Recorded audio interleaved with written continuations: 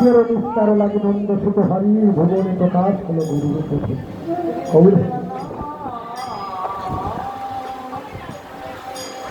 তাই বৈষ্ণব বেশ ধারণ করে ওই আঙিনার সামনে গিয়ে বলছে, জয় রাধে গোবিন্দ। ওমা,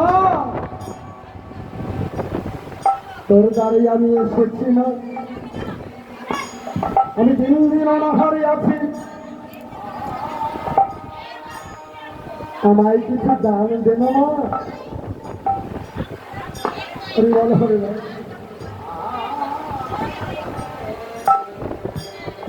দিনটা কোন দিন গো? ভগবান কিন্তু প্রত্যেক দিন জীবকে পরীক্ষা করবার জন্য একটা দিন বেছে নেয়। সেই দিনটা কিন্তু অবশ্যই মায়েরা খেয়াল রাখবে। সেদিনটা হলো একাদশী।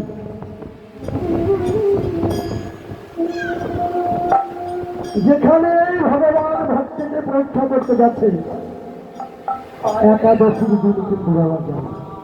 একাদশীর কারণের দিন ভক্ত সবার দিন।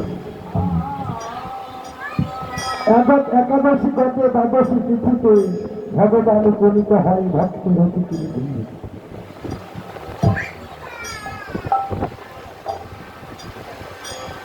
তাই সেদিন ওই মা আমার সকালবেলা ঝাড়ু দিয়ে উঠোন পরিষ্কার করছে।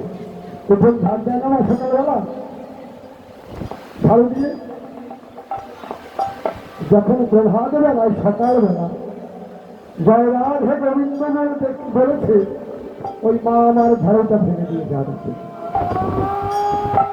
ফেলে দিয়ে বলছে, বাহ, আমার কি আজ সৌভাগ্য, প্রভাত বেলা আমি ভগবান দর্শন করলাম। অতীত রূপে ভগবান, অতীত রূপে নারায়ণ, আমার ভক্তের ঘরে আমি নারায়ণ দর্শন করলাম, আমি কৃষ্ণ দর্শন করলাম।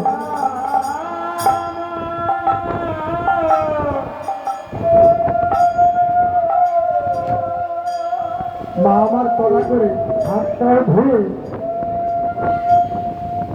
গৃহ থেকে কিছু চাল ডাল এনে এই বৈষ্ণবকে দিচ্ছে। বলছে, বাবা, ওকে বৈষ্ণব গোসাই, এই সামান্য দানটুকু নিয়ে তুমি আমায় কৃতার্থ করো। বলছে, মা, তোর দান আমি গ্রহণ করতে পারি, কিন্তু আমায় কথা দিতে হবে, এই দানের দক্ষিণা তোকে দিতে হবে।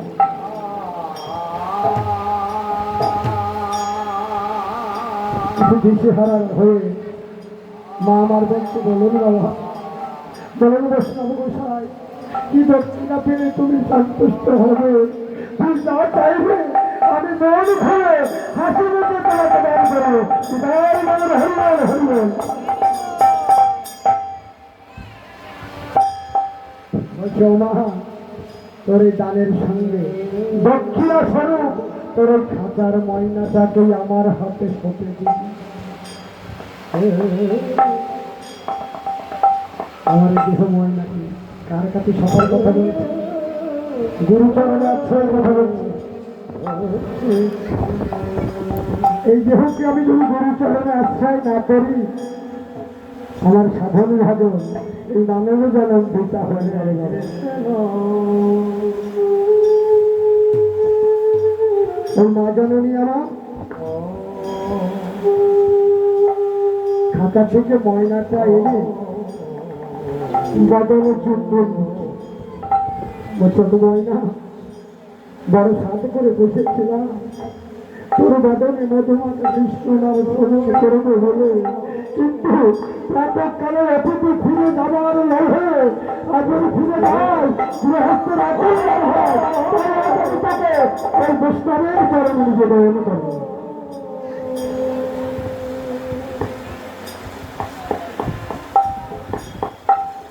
ময়দা তার হাতে দিয়ে বলছে, বৈষ্ণব গোসাই, আমার দেহ তোমার চরণে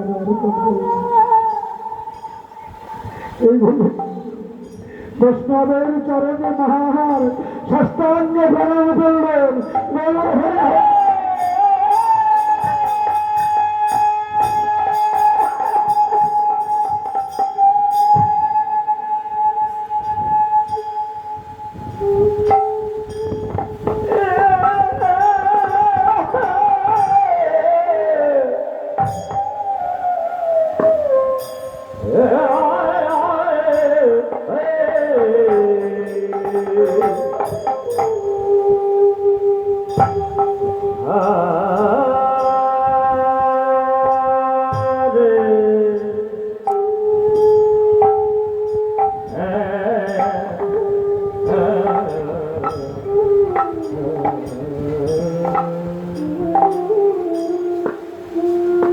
আজ ময়নাকে বলছো ময়না, এবার বিশ্বাস হলো তো কৃষ্ণ নামে জীবের মুক্তি হয়? বলছে না প্রভু, কৃষ্ণ নামে জীবের মুক্তি হয় না। আর তোমার মতো বৈষ্ণব কারণ আমি বলেছিলাম বলে আজ আমার মুক্তি হলো। হরিবল হরিবল। আস্তে আস্তে সঙ্গে সঙ্গে মা জননী আমার গোবিন্দরবী বৈষ্ণবের চরণ যেখানে জড়িয়ে ধরেছিল, বৈষ্ণব গোসাই আমার জানি না কত জনমের শক্তিটি বলছিল, তাই তো আর তোমার মতো বৈষ্ণব আমি সেবা দেব, রক্ষা ব্যবস্থা করো, আমি তোমাকে সেবা দেব।